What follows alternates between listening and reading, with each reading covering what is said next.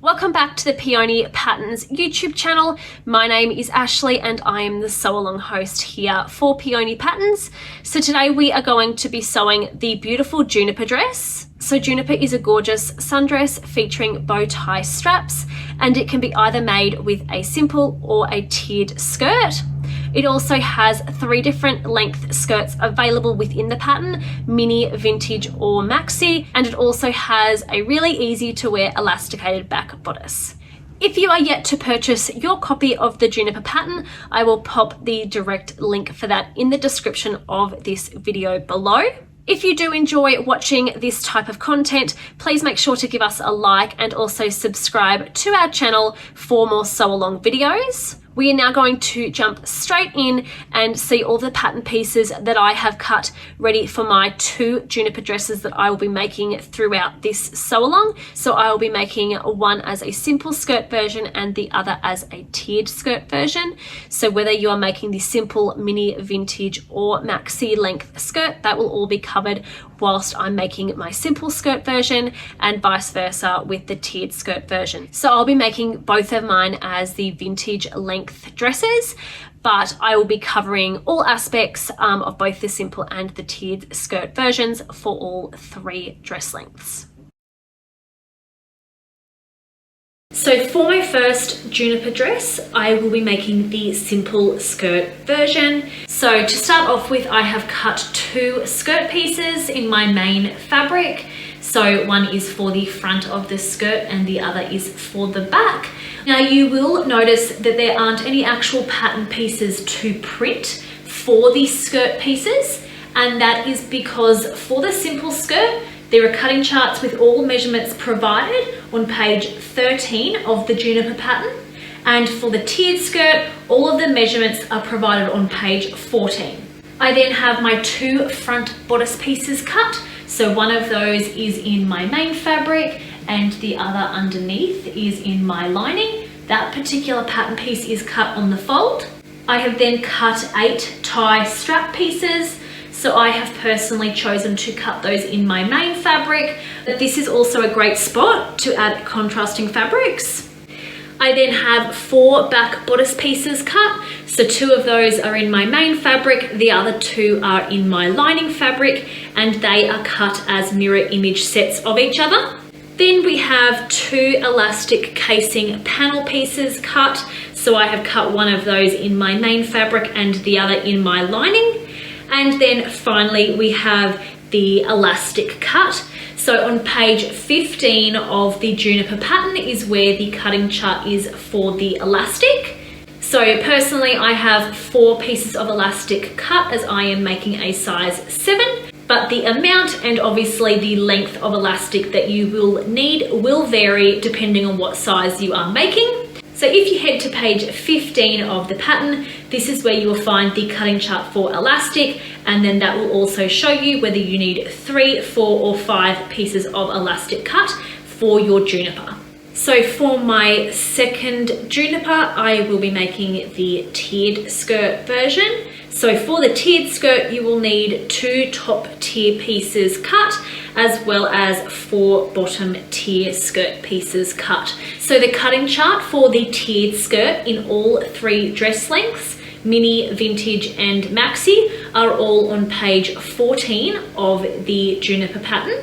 Then I have my front bodice pieces cut, so one of those are in my main fabric, the other is in my lining, and just like before, that particular pattern piece is cut on the fold. Then I have my 8 tie strap pieces, so once again I have chosen to make those in my main fabric, but as I mentioned before, that's a great spot to use a contrasting fabric instead if you'd prefer. Then I have my 4 back bodice pieces, so 2 of those are in my main fabric, the other 2 are in my lining, and that particular pattern piece is cut as a mirrored image set of each other. I then have my 2 elastic casing panel pieces cut, so one of those are in my main fabric, the other is in my lining, and then I have my elastic cut. So once again, the amount of elastic needed will depend on what size you are making. So you will find the elastic cutting chart on page 15 of the pattern, and that will then specify the exact lengths that you will need to cut and whether you will need 3, 4 or 5 pieces of elastic. So that is all of my pattern pieces cut for my 2 Juniper dresses. So if you are making the simple skirt version, whether that is in the mini, vintage or maxi length, that will all be covered with my simple skirt version. And then if you are following along to make a tiered skirt version, whether that be one of those 3 dress lengths as well, all those steps will be covered as well throughout the sew along with my tiered skirt version here. Now, to begin the construction of our Juniper dresses, we are going to be firstly working on our bodices. So I have my front main bodice piece here, right sides up, and I also have 2 of my straps. So we are going to be placing our straps right sides together with our bodice and aligning the short raw edge of our strap with our shoulder and pinning in place.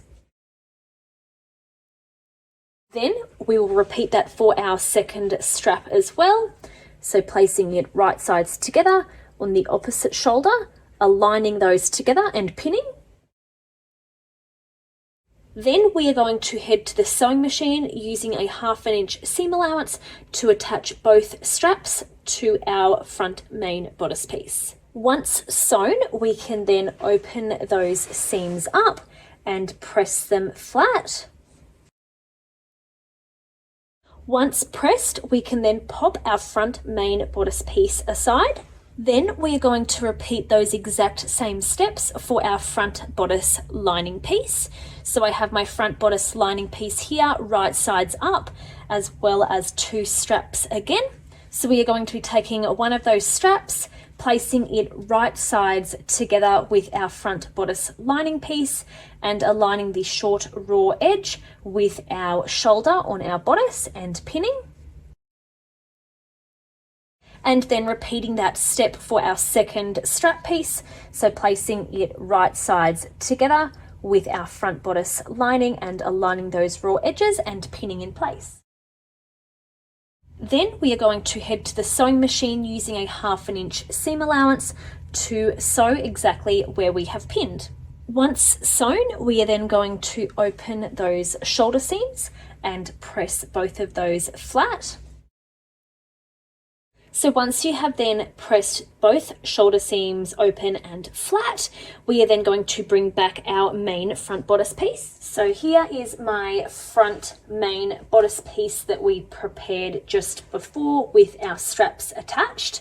We are now going to be placing that right sides together with our front bodice lining piece.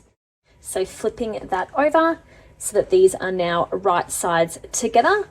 We are now going to be aligning and pinning both of these bodice pieces in place around the arms, eyes, the straps, and then also the neckline. So I like to start by aligning the shoulder seams on my main and lining pieces together and pinning there first. Then on the opposite shoulder as well, just repeating those exact same steps. Once I have the shoulders pinned, I'm then going to just continue pinning around the neckline, arms, eyes, and around both straps. So once we now have our front main bodice piece and our front lining pieces pinned together around the arms, eyes, neckline, and those straps, we are now going to head to the sewing machine using a 1/2 inch seam allowance to sew where we have pinned. You may find it helpful to reduce your stitch length when sewing around curves or the tip of your tie strap. And it can also be helpful to draw the seam allowance onto the fabric as a guide prior to sewing as well. So you can simply just use an air erasable marker to draw in a 1/2 inch seam allowance on the point or curves of your strap there. But now I'm going to go ahead and sew my bodices together using a 1/2 inch seam allowance now. So once you have finished sewing, we are then going to trim our seam allowance down and also clip the tips of our tie straps as well as any curved areas. So to firstly trim our seam allowance down, we are going to be trimming that down to 1/4 inch. So simply just taking a pair of scissors and trimming that seam allowance down to 1/4 inch, like so. We can then go ahead and clip any curved seams like the arms eyes, the neckline, and also the tip of our tie straps as well. So to clip the curve, we are simply just going to cut in towards the stitch line, making sure to not cut too close to it.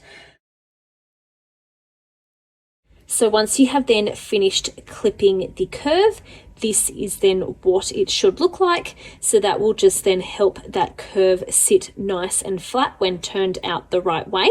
Alternatively, at this step, you can go ahead and use a pair of pinking shears if you prefer. So I'm going to go ahead and do that around the entire bodice. So once you have trimmed your seam allowance down and have clipped into any of those curved seams, we are now going to clip the tip of our tie straps. So taking a pair of scissors, we are going to be making sure that we don't cut through any stitching when doing this step, but this step is really important to do to make sure that we get a really nice crisp point. So we are simply going to just cut straight across the tip of our strap. Another tip that I find really helpful here to get a really nice crisp point is to gently just cut down a little bit further near the tip and gently just taper that down. So this is now what it should look like. So you would have clipped off the point of the strap, then just trim the point down and just taper down both sides to help that sit nicely when it's turned out the right way. So I'm going to repeat that for the second tie as well. So now we're going to be turning our bodices out the right way. I'm going to be using a turning tool to help do that. So gently just pull each of those straps down through the front bodice piece now. So now that our bodice is turned out the right way, we are going to very carefully push the pointed ends of our straps out. So I'm going to be just using a blunt pencil, but you can use something like a chopstick or something else similar that can just gently push these points out. So once we've pushed the points out on both straps, we are now going to give our bodice a really good press.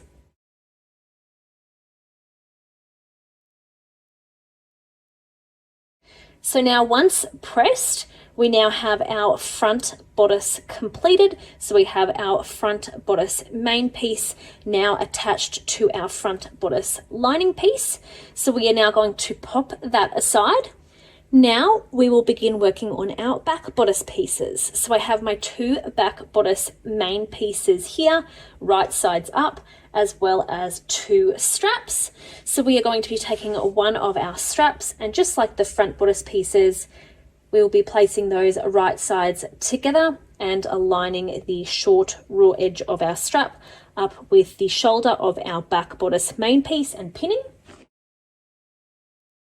And then taking our second strap, we will then repeat those steps for our second back bodice main piece by putting those right sides together and aligning the shoulder and the short raw end of our strap.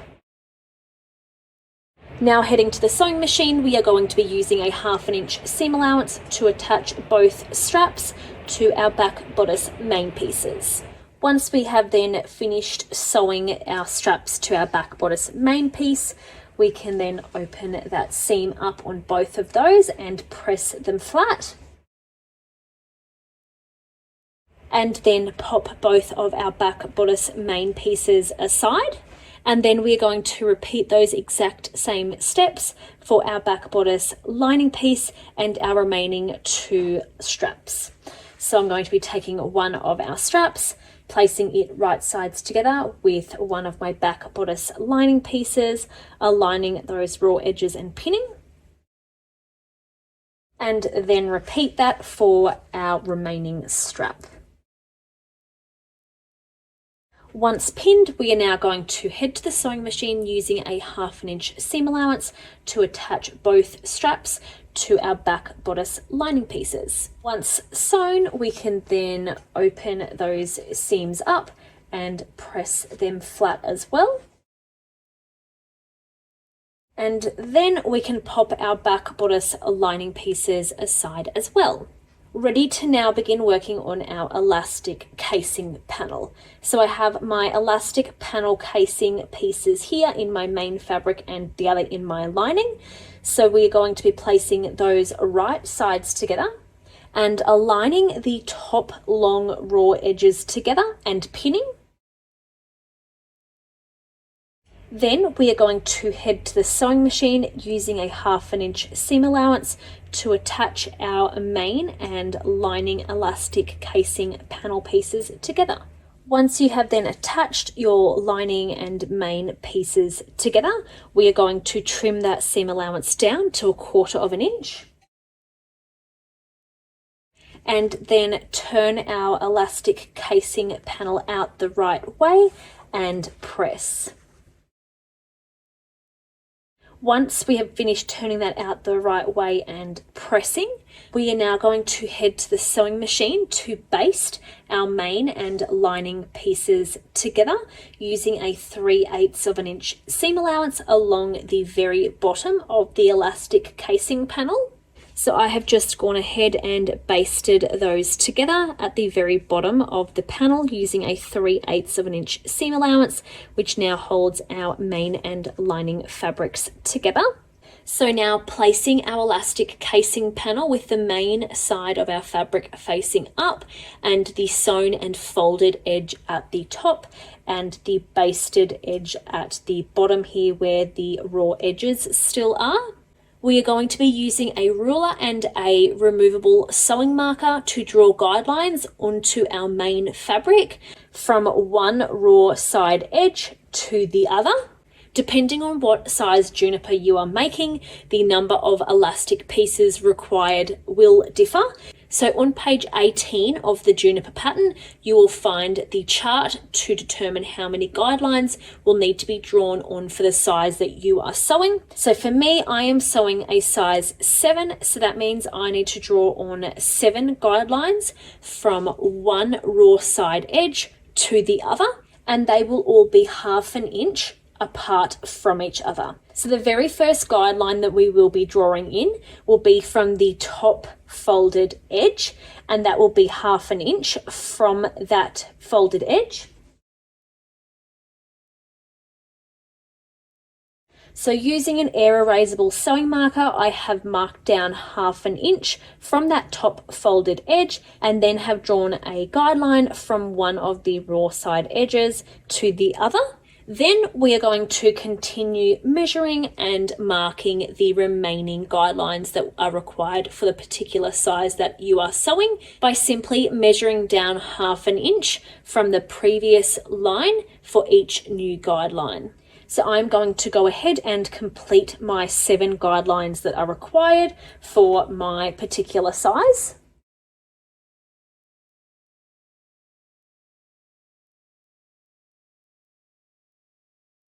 So I have just gone ahead and drawn my remaining guidelines in.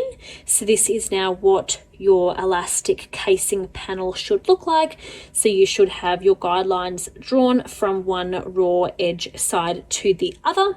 And depending on what size you are making, the amount of guidelines will vary. Once you have completed drawing your guidelines in though, there should be 3/4 inch to 1 inch of fabric remaining between your last guideline and the bottom raw edge of the panel. Now heading to the sewing machine, we are going to be sewing along from one raw side edge to the other along all of the guidelines that we have just drawn onto our fabric, making sure to backstitch at the beginning and end of each guideline. So I have now completed sewing along all 7 of my guidelines. So this is now what your elastic casing panel will look like, depending on how many guidelines you need to sew for the size you are making.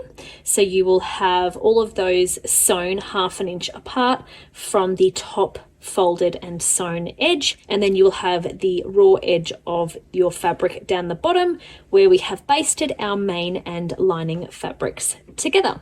I also have my elastic pieces cut here as well, ready to insert. So as I mentioned, depending on what size you are making, the number of elastic pieces that you will need will vary.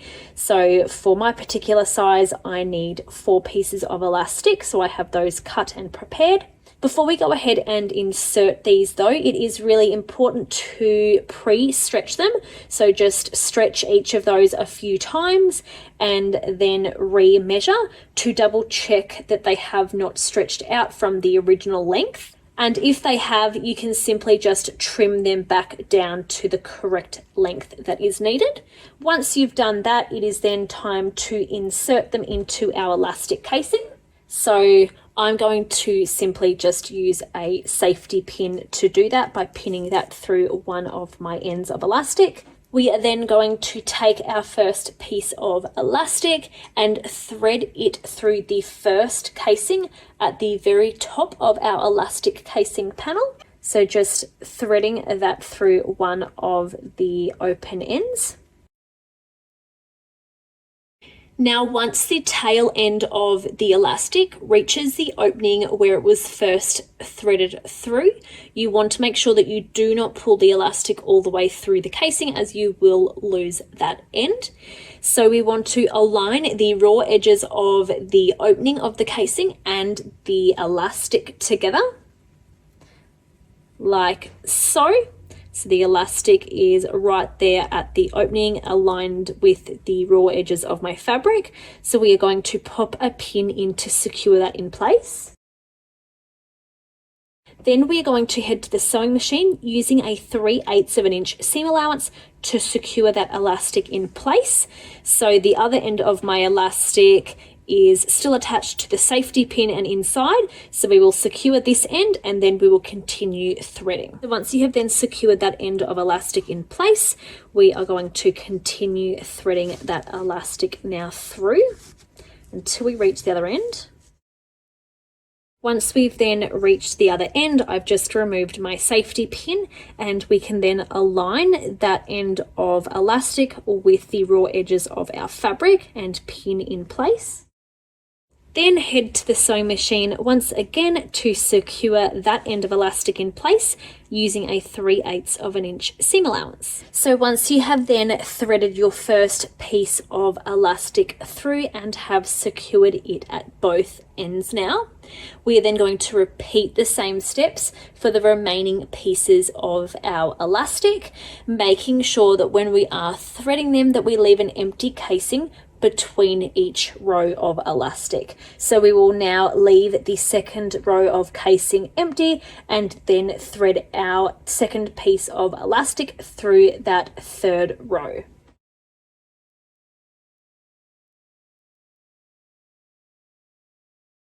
So now that you have finished threading your elastic pieces through your elastic casings, this is now what this piece will look like. So you will have elastic threaded through every second row of casing.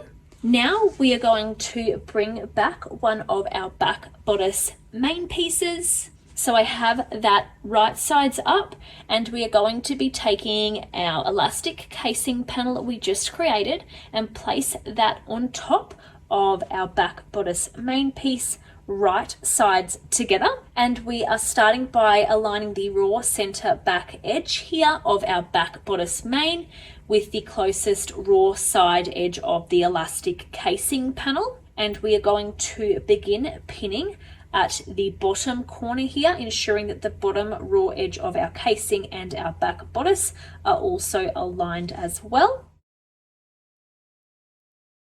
Then we are going to be matching the top corner of the elastic casing panel with the placement mark on the back bodice and pin that in place. Then we are just simply going to continue pinning our elastic casing panel to our back bodice between those two pins.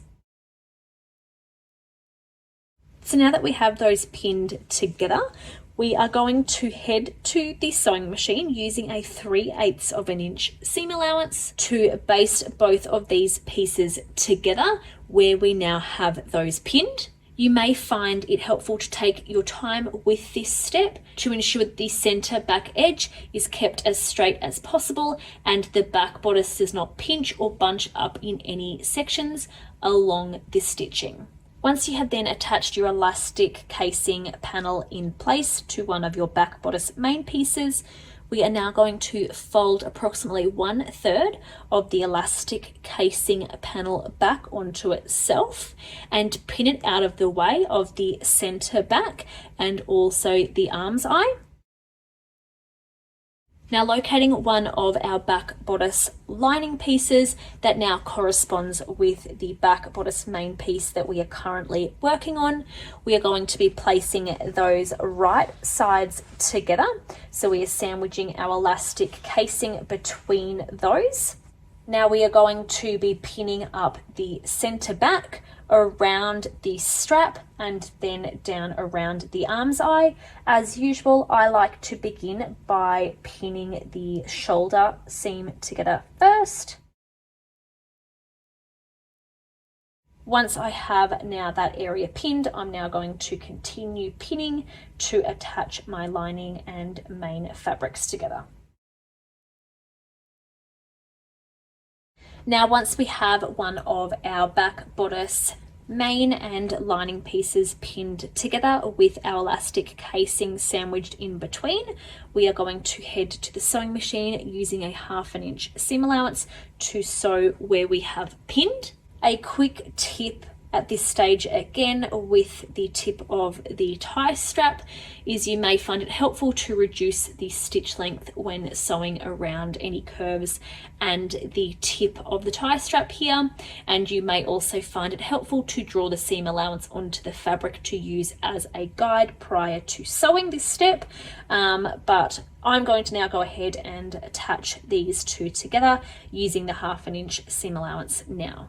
Once you have then finished sewing, we are going to trim that seam allowance down to 1/4 of an inch and clip any curves and also the tip of our strap, just like we did with our front bodice pieces.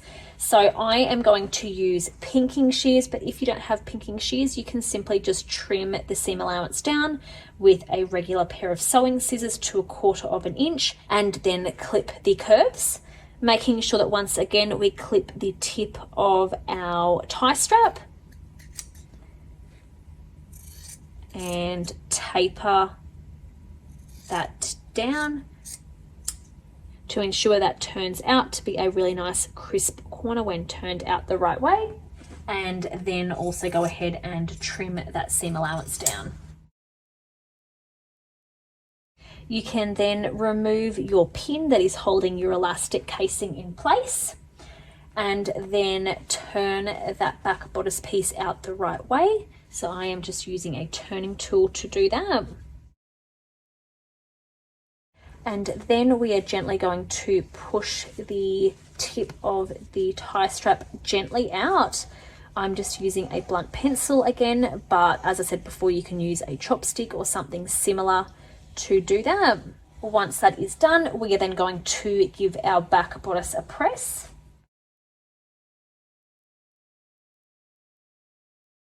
So once you have completely pressed that back bodice piece, with your casing now attached, we are going to be bringing back our second main back bodice piece, then taking the one with our casing attached, we are going to flip it over so that they are right sides together, and do the exact same thing as before by aligning the raw center back edge of the remaining back bodice main piece with the remaining raw side edge of the elastic casing panel and pinning that in place, starting at the bottom. And then match the top corner of the elastic casing panel with the placement mark on your back bodice main piece and pin that as well. And then just simply continue pinning between those two pins. Now heading to the sewing machine, we are going to be using a 3/8 of an inch seam allowance to baste our second back bodice main piece to our elastic casing. So once we have then pinned and sewn the opposite end of our elastic casing panel to our remaining back bodice piece, we are then going to take the back bodice that we have already previously completed and fold down the tie strap so that the folded part of the strap is now level with the elastic casing panel. We will then continue folding the completed back bodice and elastic casing panel in towards the center back of the remaining back bodice piece, ensuring that it is out of the way of the center back and also the arm's eye, just like we did before with our elastic casing, and pin that in place. Now taking our remaining back bodice lining piece that now corresponds with the back bodice main piece that we are currently working with, we are going to be placing those now right sides together, starting off by aligning and pinning the shoulder seams. And just like the previous back bodice piece that we have already completed, we are now going to be pinning up the center back around the tie straps and then also down the arm's eye of our lining and our main pieces here. Once we have then finished pinning those pieces together, we are going to head to the sewing machine to use a 1/2 inch seam allowance to attach those where we have pinned. And just a reminder again that you may find it helpful to reduce the stitch length when sewing around curves and the tip of the tie strap. Once you've then finished sewing, we are going to trim the seam allowance, clip the curves, and also clip the tip of our strap, and then turn our bodice out the right way, just as we did with our previous back bodice that we have already completed. So I'm going to go ahead and do that now, flip my bodice out the right way, and then we will press.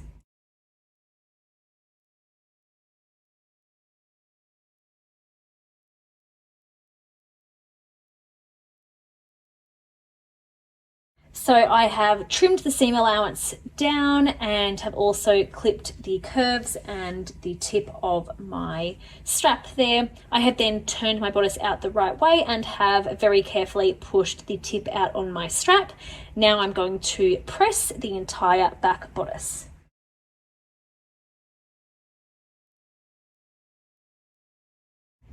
Once pressed, that is now our back bodice complete with our elastic casing panel as well. Now bringing back our front bodice, we are going to separate the main fabric away from the lining.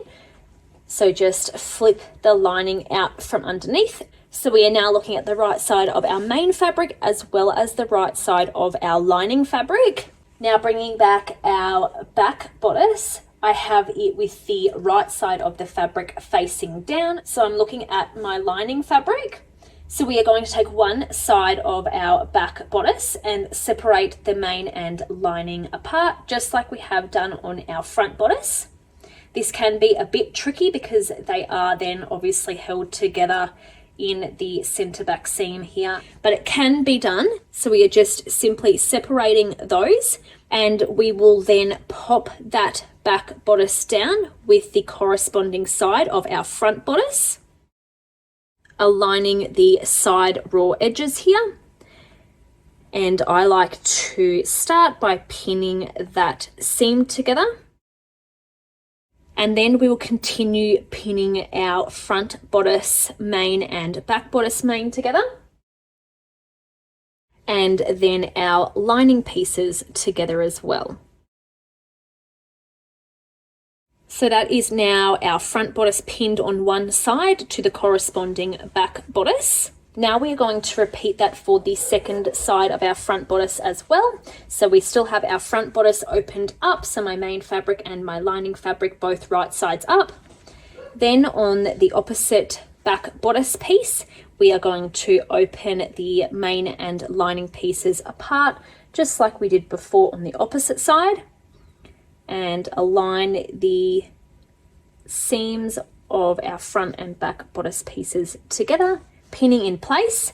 And then we are going to continue pinning these side raw edges together, so lining to lining and main fabric to main fabric. So now that we have our front bodice and back bodice pinned together at the side raw edges there, we are now going to head to the sewing machine using a 1/2 inch seam allowance to sew where we have pinned to now create the side seams. Once you have then created those side seams, we are going to open the seams up and press them flat. So this can be a little bit fiddly to do, but I like to do one side. So for example, I've just done one of my linings and then flipping it around to then do the same for my main fabric. Then repeat that for our second set of side seams. Once we've pressed those, we can turn our bodice out the right way and press again.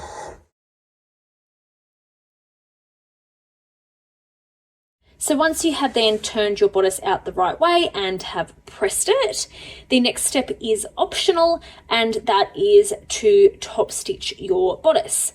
So by top stitching, we would then be top stitching around all 4 straps, the neckline, and also the arms eyes. So that is completely optional. I personally prefer to not do that, but if you would like to go ahead and top stitch, you can now do so around the arms eyes, all 4 straps, and the neckline using a 1/8 of an inch seam allowance.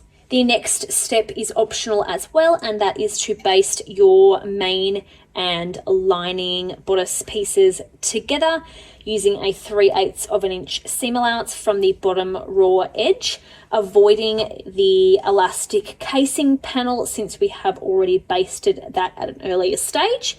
So I will go ahead and do that to show you exactly what that will look like. But as I mentioned, that step is also optional as well. So I've just gone ahead and basted my main and lining fabrics together around that bottom raw edge from one side of my elastic casing panel all the way around the front bodice and then back to the opposite side of my elastic casing panel. So that is now our bodices completed, ready to then create our skirts.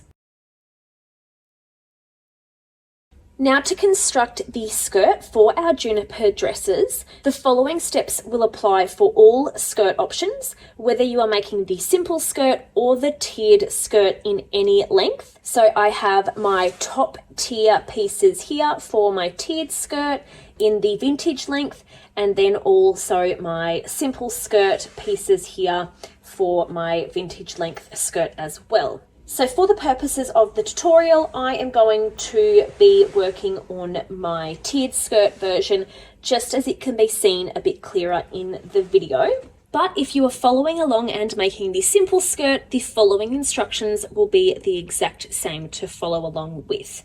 So for those who are following along making the simple skirt, you will have your 2 skirt pieces in front of you, your front piece and your back piece. And if you are following along making the tiered skirt version, then you will have your 2 top tier pieces in front of you. So if you are making either the mini or vintage length dress, then your top tier pieces will be shorter and your bottom tier pieces will be longer. Whereas if you are making the tiered maxi skirt, then your top tier pieces will be longer and your bottom tier will be shorter in length. But as I said, I am making the vintage length tiered dress, so mine are going to be shorter than if you are making the maxi skirt and have your top tier longer pieces. So now taking either our 2 simple skirt pieces or our 2 top tier pieces, we are going to be placing them now right sides together and aligning the short raw edges together and pinning.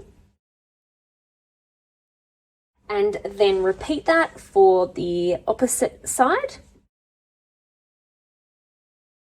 So I've just finished pinning my 2 top tier pieces together for my tiered skirt, and I've gone ahead and done the exact same thing for my 2 simple skirt pieces as well. So I have pinned those right sides together along the short raw edges.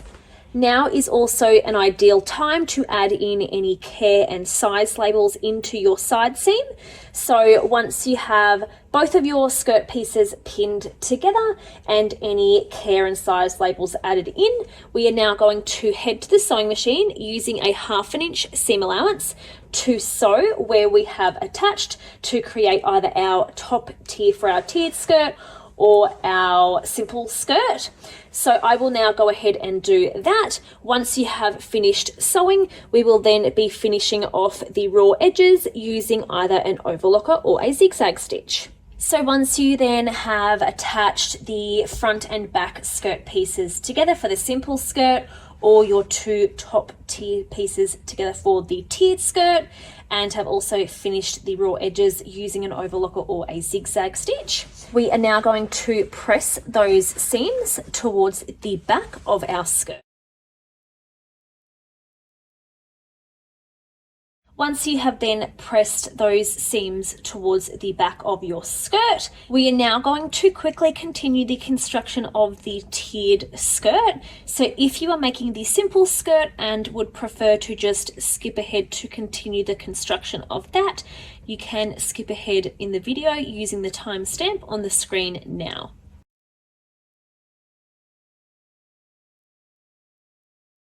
For those of you who are following along and making the tiered skirt version, whether that be the mini, vintage or the maxi length, we are now going to pop our top tier pieces aside, and now we are going to begin working on our second or bottom tier. So for those of you who are making the mini or vintage version, then this tier will be longer in length than the top tier that you just created. Whereas if you are making the maxi skirt, then this tier will be shorter than the longer top tier that you have just created. But as I said, I am making the vintage length, so mine is longer than the one that I have just created for my tiered skirt. So firstly, taking just 2 of the bottom tier skirt pieces, we are going to begin by placing those right sides together, aligning 2 of the short raw ends and pinning in place.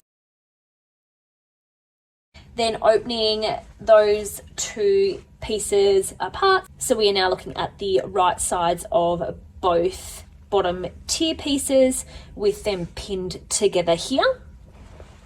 On one of the opposite short raw ends on one of those pieces, we are now going to bring back a 3rd bottom tier piece, placing that on top right sides together, aligning one of the short raw edges of that piece with the opposite short raw end of that 2nd bottom tier piece, pinning in place. We are then going to open that back out again. So we're looking at the right side of fabric from that 3rd panel that we just added in. And then placing our remaining bottom tier piece on top, right sides together.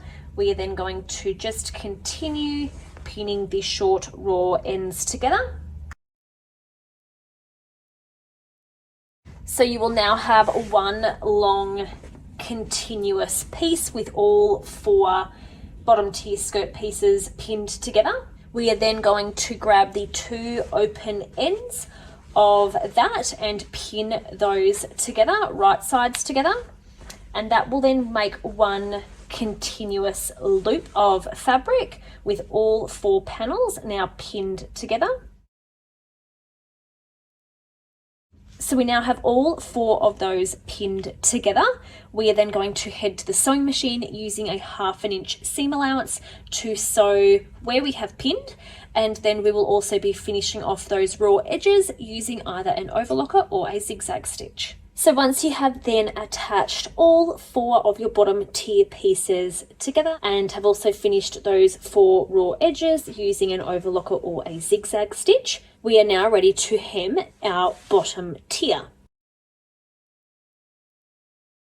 So the following steps to hem our skirt will apply for both the tiered skirt version as well as the simple skirt. So if you're making the tiered skirt version, make sure that you are only working with the bottom tier pieces, the ones that we have just created. And if you are following along and making the simple skirt, then these steps do apply for you as well. So for the purposes of the tutorial, I will be showing the hemming process on my simple skirt, but if you are making the tiered skirt version, then follow along with these same steps, making sure that you are working on your bottom tier only. So we will now be working on the bottom raw edge of our skirt. So I have just flipped mine around to make it a little bit easier to work with, but this is my bottom raw edge. Now at this step, it is completely optional, but you can go ahead and use an overlocker or a zigzag stitch, just making sure to not remove any of the fabric whilst doing so along the bottom raw edge now of your skirt. I personally won't be doing that step, but if you would prefer to finish off that raw edge, you definitely can go ahead and use an overlocker or a zigzag stitch now. If you have decided to do that step of finishing off the bottom raw edge, then the following steps will still be the same now to follow along with. So we'll be taking now the bottom raw edge of our skirt and folding that towards the wrong side of our fabric by 1/4 inch and pressing.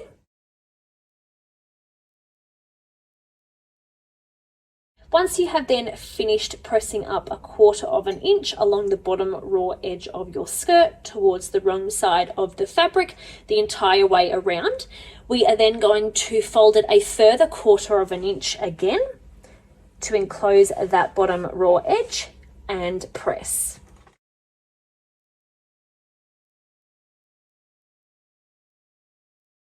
Once you have then finished pressing up your hem 1/4 inch twice towards the wrong side of your fabric, whether it be for the simple skirt or your bottom tier for your tiered skirt version, we are now going to head to the sewing machine to edge stitch that hem in place. Once you have then finished edge stitching either your simple skirt or your bottom tier for your tiered skirt version, then we are going to be focusing on the construction of our tiered skirt again.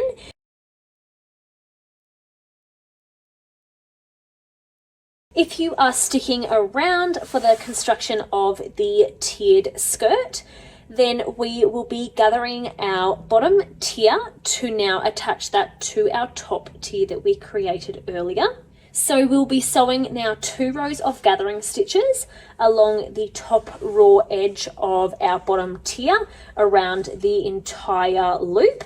So the first row will be 1/4 inch away from the top raw edge, and then the second row of gathering stitches will be 3/8 inch away from the initial row.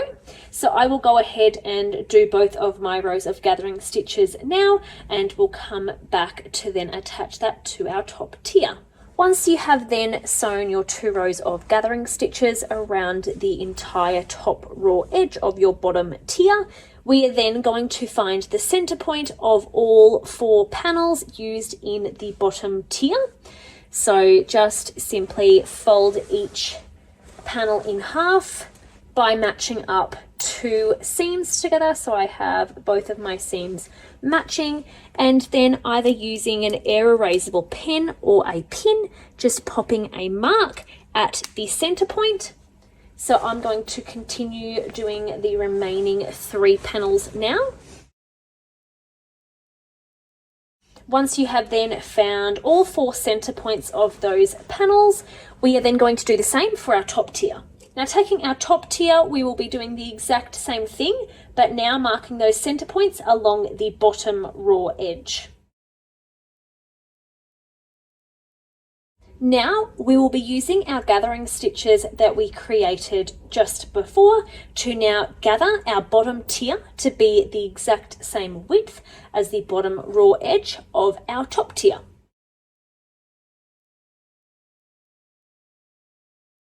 Once you have then finished gathering your bottom tier to be the exact same width as your top tier, we are now going to pin those together by placing our gathered bottom tier over the top tier, right sides together, and aligning one of the marked center points on our bottom tier with one of the top tier side seams and pin. So I'm taking one of my side seams on my top tier and one of the center points that we marked earlier on our bottom tier and aligning those. So we are aligning the top of our bottom tier with the bottom raw edge of our top tier. Then we will continue pinning by taking the next center point of our bottom tier and pinning that to the center point of our top tier. Then find the next center point of our bottom tier again and aligning that with the second side seam on our top tier. Then take the final center point on our bottom tier and pin that to the center point on our last top tier piece. Once you have then pinned these 4 main points, we will then distribute the gathers evenly and continue pinning our bottom tier to our top tier between those areas. Once you have then finished distributing those gathers evenly and pinning those to your top tier, we are now going to head to the sewing machine using a 1/2 inch seam allowance to attach both tiers together, and then we will finish off the raw edge using an overlocker or a zigzag stitch. So once you have then attached your bottom tier to your top tier and have also finished that raw edge using an overlocker or a zigzag stitch, you can then go ahead and remove your gathering stitches.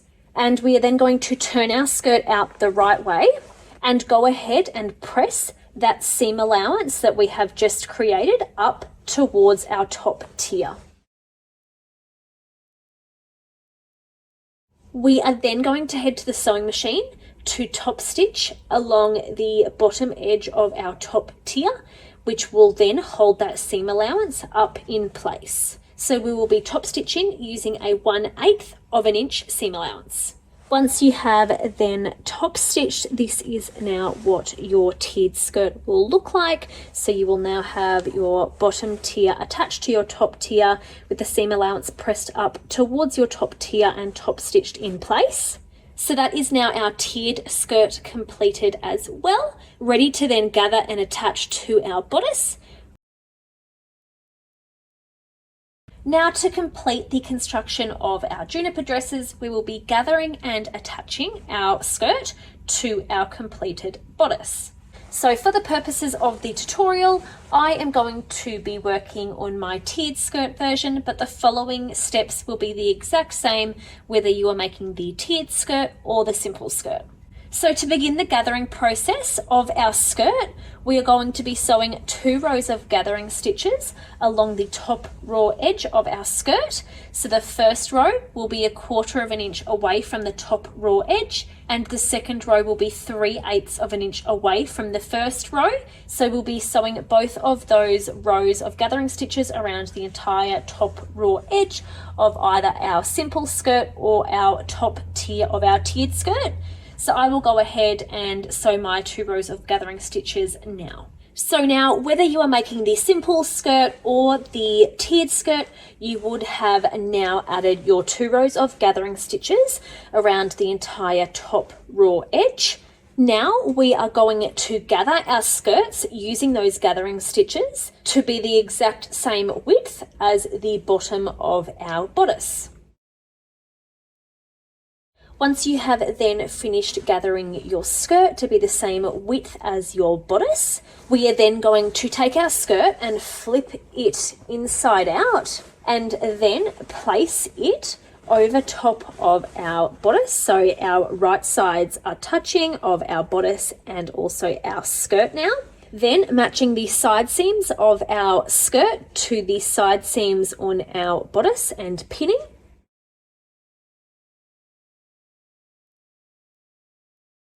Once you have then pinned your side seams together, we are then going to distribute those gathers evenly and pin. So when you reach the elastic back casing, you will just stretch that out to ensure that it is sitting flat when pinning your gathered skirt to that section. Once you have then finished distributing those gathers and pinning your skirt to your bodice, then we are going to head to the sewing machine to attach our skirt to our bodice using a 1/2 inch seam allowance. Then we will also finish off that raw edge using an overlocker or a zigzag stitch. Once you have then attached your skirt to your bodice and have also finished that raw edge using an overlocker or a zigzag stitch, you can then go ahead and remove any of the gathering stitches. Then we are going to turn our dress out the right way, and we can then press that seam allowance up towards the bodice. Once pressed, we will now head back to the sewing machine using a 1/8 of an inch seam allowance to top stitch around the entire bottom edge of our bodice there, which will then secure our seam allowance up in place. We will also be top stitching along the elastic casing panel, once again just making sure to stretch that out whilst sewing to ensure that we don't create any puckers in that. So I will go ahead and top stitch mine now.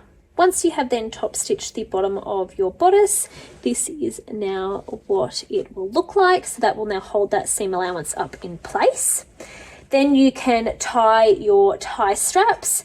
So I will add a link in the description of this video on a extra instructional video on how to tie the tie straps into a beautiful bow.